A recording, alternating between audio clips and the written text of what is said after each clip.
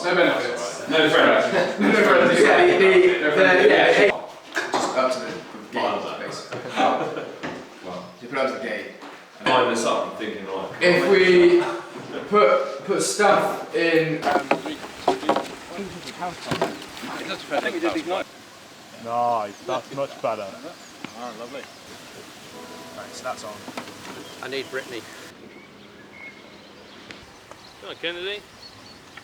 Snoozing. If we're all happy and sorted, I mean, feel free to fuck off for a bit. I can meet you at the front door about 10 to 12. 10 to 12. The front doors.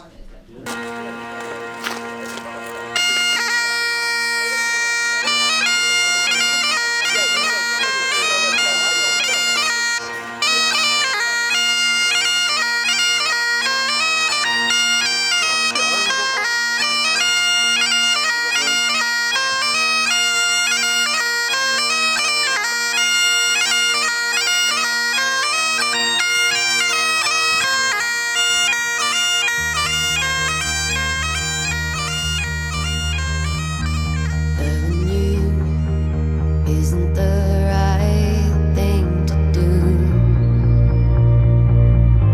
How can I ever change things that I feel? If I could, maybe I'd give you my world. How can I when you won't take it from me?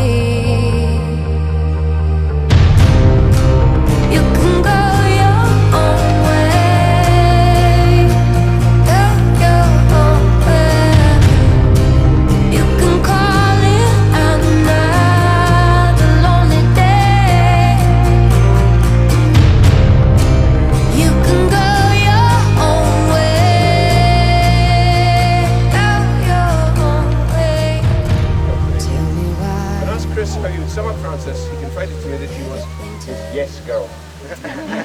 Whether it's a crazy mountain escapade or do you want a gin? She is always up for an adventure. She's the girl he never thought he would meet, and as he told me, and I quote, she's brilliant, funny, fiery, and a stubborn Scottish girl. And she likes Land Rovers. And he added, and I quote, Frances sometimes drives me up the wall with her 1,000,001 to-do list, all to be completed in the next hour. And I also wish she wouldn't continually battle to get me to eat courgette and chia seeds. But I love her independence, her try-anything attitude. Even if it brings her to tears, she's always enthusiastic, such as outdoor climbing in the peaks. Nothing is ever too much. She's kind-hearted, loving, caring, willing to help anyone and everyone. In particular, her love of animals. Indeed, I'm often the second member of the house to receive an hello when I come home. And when I asked Frances the same question, she replied simply, Chris challenges me to be the best person I can be and supports me through absolutely everything. He's my best friend, my rock, my soulmate. We're more similar in some ways than I've ever known. It's amazing to spend my life with someone who can know me better sometimes than I know myself. And she added, and again I quote, Chris' socks drive me crazy. I'm sure he must have 62,341 pairs. She's obviously counted them lately. Most of which don't match. But I love his endless enthusiasm for everything. He spontaneously plans adventures to the mountains on a whim. There's the smallest chance of a clear summit. I'll go along with my crazy idea to renovate the entire bathroom on a Friday evening. Which leads me to say that Chris is clearly romantic, as is obvious from his manoeuvrings in order to pop the question.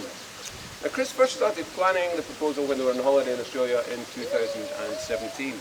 He enlisted one of Frances' best friends, Karen, to help with designing the engagement ring, and together they chose an old uni pal of Frances's, who's a jeweller in Edinburgh, to complete the design and make the ring.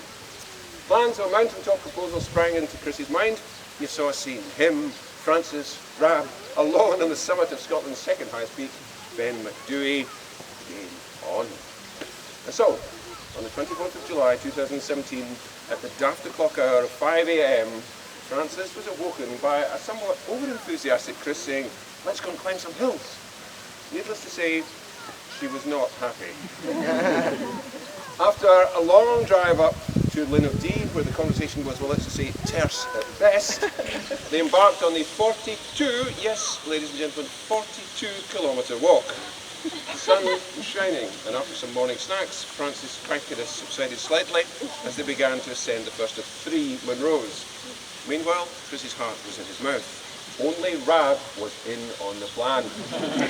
But thankfully he didn't let on, not the slightest whiff. From the first summit, Ben McDewey towered above them, and they began to make their way towards its boulder-strewn slope.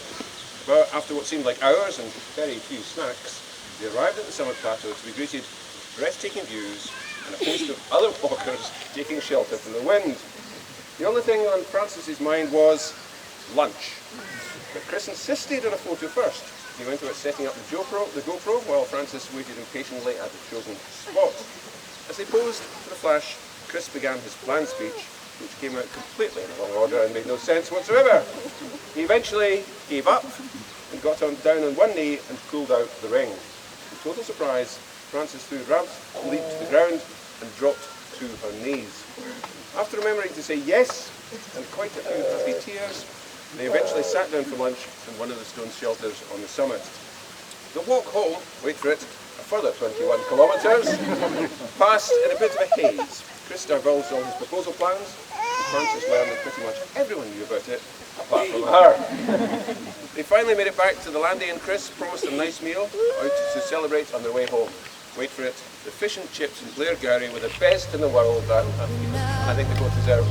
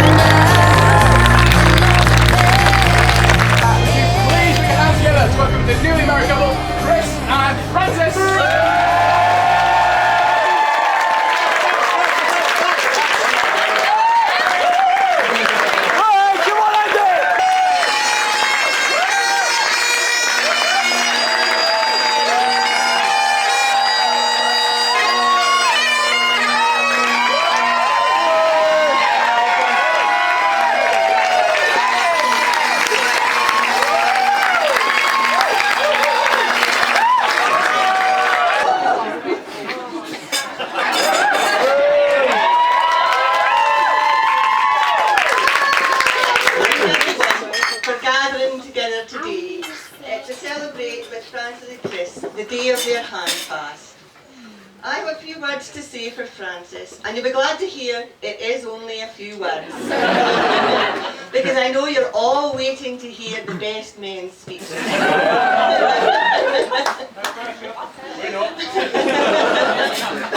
I'm not a storyteller or a poet by any means, and these are simply my words for my daughter. And I'll give you fair warning now, there will definitely be tears.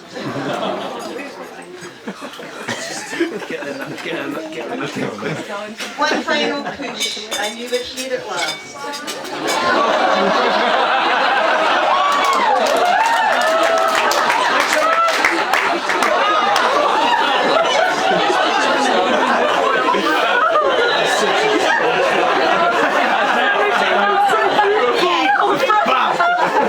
A sheer gasp at a heat of downy reed.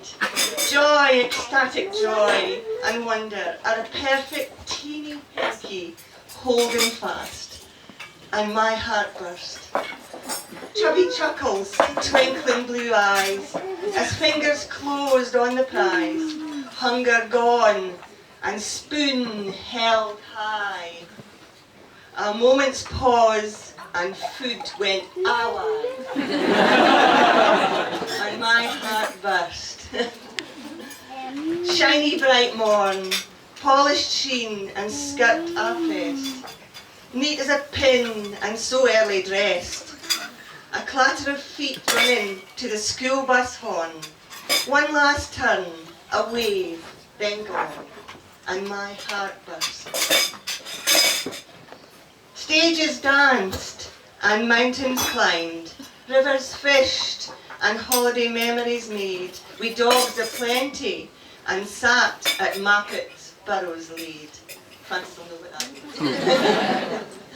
Snowmen built and birthdays planned as each year end, and frosty walks we wish upon a star, hand in hand, and my heart burst.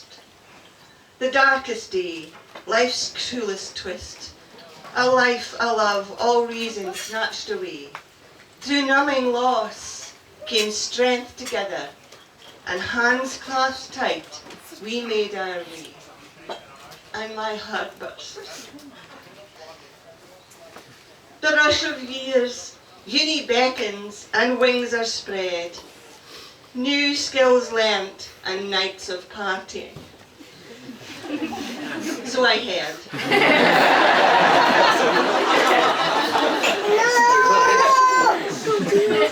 Hard work paid off and the career path was led.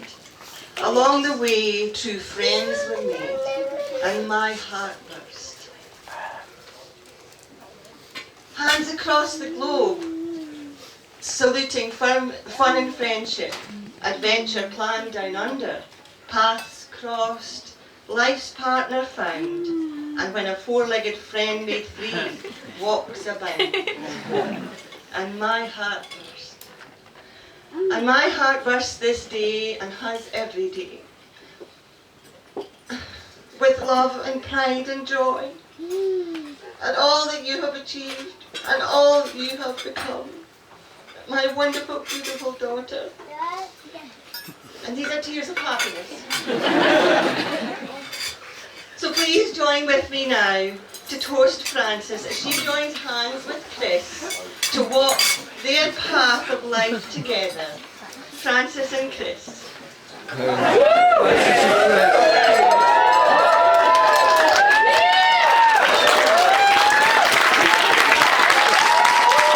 The chat, and it was living with them. It was amazing to see just the way that they got on. It came as no shock to us that F was an architect with a keen eye for detail and interior design, as pretty much every time that I came in from work, we could hear them rearranging the furniture in Teffa's bedroom.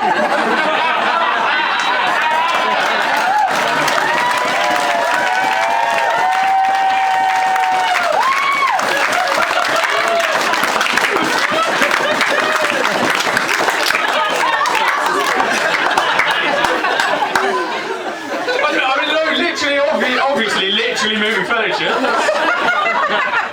You lot are dirty.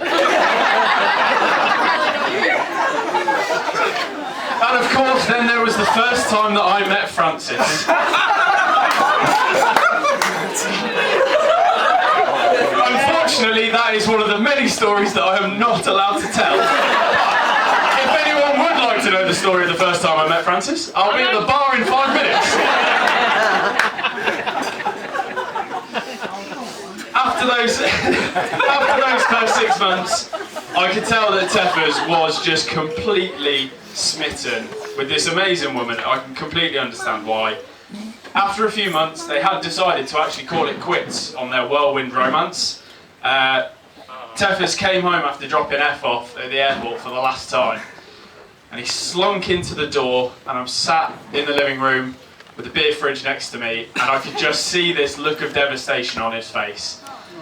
So he came in, I opened up the beer fridge, grabbed a beer, he sat down next to me and he just sobbed his heart out for the rest of the night. Oh, hang on. That was a very, very long night. I could tell that he'd felt like he'd made a massive mistake in agreeing to call it quits. So the only advice that I could offer was, if you call it quits now, you know it's over. But if you give it a go, at least you've given yourselves a shot at happiness. Unfortunately for F, Teffa's listened to my advice about it. Of course, Teffa's isn't all that bad. He's actually got some fantastic traits and habits. My personal favourite is that he's the only person that I know who will come in absolutely steaming, throw up all over the bathroom, but will then bleach the entire bathroom from top to bottom. It will be cleaner than when he went in.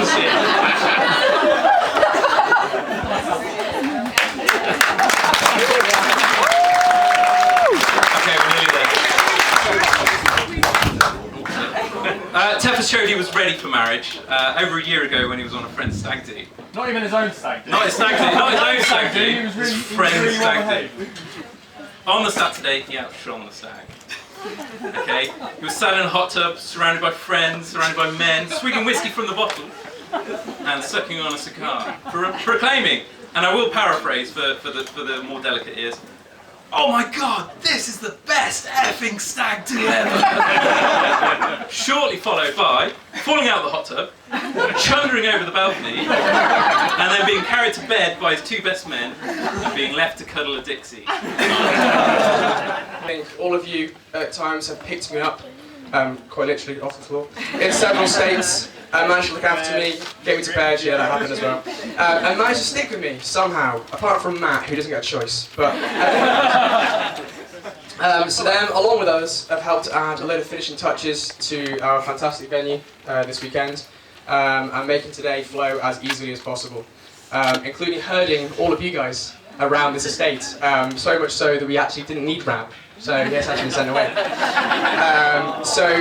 I wanted to be here the entire time as well. So please can you raise your glasses to the old English boys in kilts, the entourage. Okay, my next thanks, we're going to go a little bit deeper. The next thanks I'd like to extend is to Wendy and Paul. For those of you that don't know, when I first met Wendy and Paul, they came over for dinner in Francis's old flat. And as you can imagine, meeting the parents is a very sort of daunting task anyway. Even more so when they're proud Scottish. The first thing I was ever told was to have a yes sign outside the front of their house. Yeah, I went down well. So, in comes Wendy, like an absolute whirlwind, with the strongest, broadest Highland accent that even the BBC's Neil Oliver wouldn't have been able to understand. Oh, hi, no, Christopher. Glad to meet you. It's Abby Dreifelside.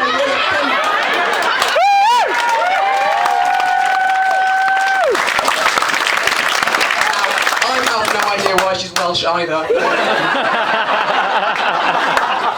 After a few very stern looks, and confused as well looks from Francis and Paul, she soon settled into her normal tongue. Wendy and Paul, you've both taken me into your family with open arms. I'm not going to cry now. For leaving mine 400 miles away, you both made me feel like one of your own, and almost Scottish.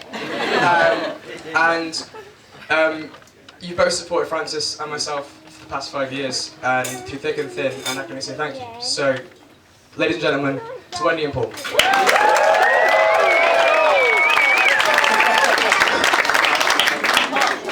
Okay, so now for a slightly soppier bit, if that wasn't soppy enough. Mum and Dad, you both taught Matt and I the most important, greatest lesson in life, that to join the scout league. Sorry, independence, towards independence. You've supported us, and me particularly, through everything we've done. From joining Scouts, helping me through school, my career as an apprentice, travelling the globe, causing me to meet this fantastic, amazing, incredible woman of my dreams. And when I suggested moving to Scotland to live with her, the first thing you asked was, can we bring the caravan? Absolutely fine. When I suggested marrying her, the first thing, particularly Mum, said was, how much bunting would you like? It's everywhere.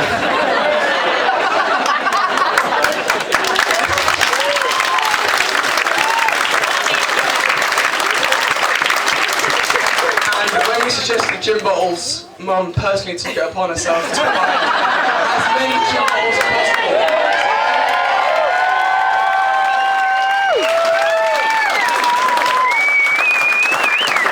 To both of you, from Francis and myself, I would like to say thank you for all the support and love you've given us. Ladies and gentlemen, to Jill and Brian. Right, okay, just a few more to go, I promise. It's nearly over. That's me telling myself that, by the way. Keeping up the trend, Frances. Hello. Woo! So, my gorgeous, fantastic Scottish lass, who I can now proudly call my wife.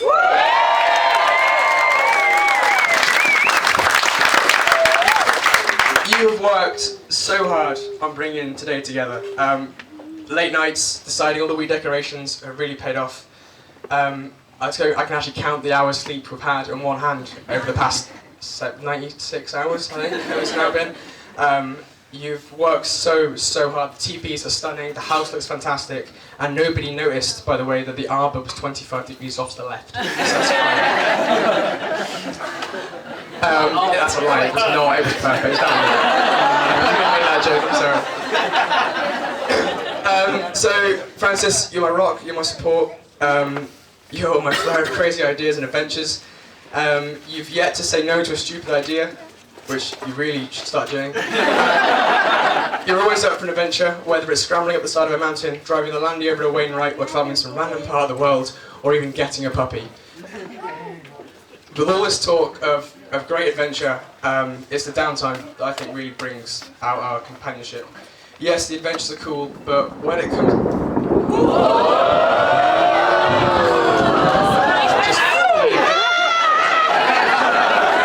It's fine, dogs to one side of the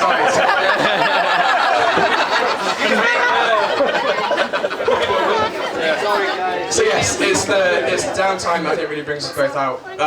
Even when it comes to, you know, sitting down on a Thursday night, maybe pouring a gin and discussing whether or not Rab did a poo in the park. That does happen, by the way, that's a genuine Thursday night conversation.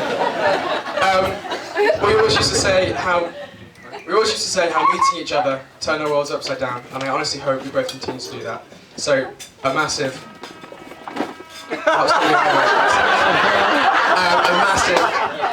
toast to my wife, Frances.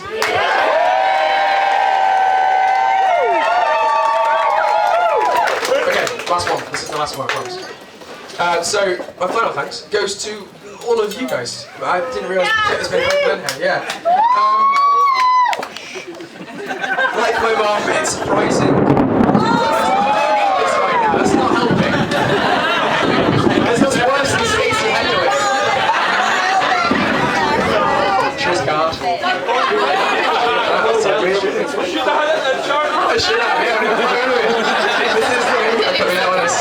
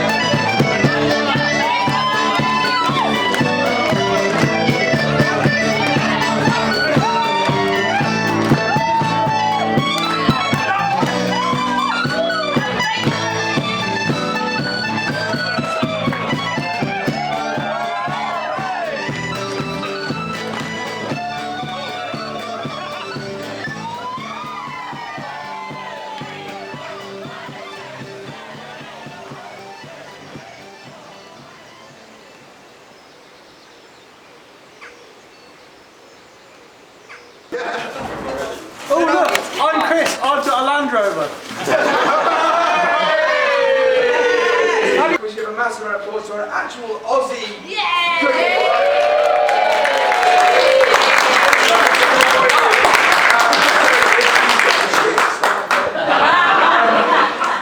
I'm kidding. It is my fault. Yeah, right, so yeah, thank you very much for this event. All of you guys have all been involved in one way or another, whether it's just turning up and drinking everything, or whether it's whether it's planning the finest details of which way the speaker will face to give the best sound casting to the correct level of Peter's dad. So yes, thank you very much for all of you for coming this weekend. You've made this house feel like home. It's been absolutely fantastic. I've been running through doors, trying to find people, and just other people keep appearing. They shouldn't be where they are, but they are where they should be. So it's absolutely fantastic. So thank you very much. Please drink, please eat. Oh, we're doing hide and seek. We also are going to plan to do a giant game of hide and seek. I don't know, at some point we're going to play a giant game of hide and seek around the house. We'll have that cut-off time. If you're not found within the hour, they'll probably stop looking for it. We'll do that a bit later on. So please eat, drink, there's stuff we're we need to get rid of. So, back on. Can you tell a green field from a cold steel rail? A smile from a veil. Do you think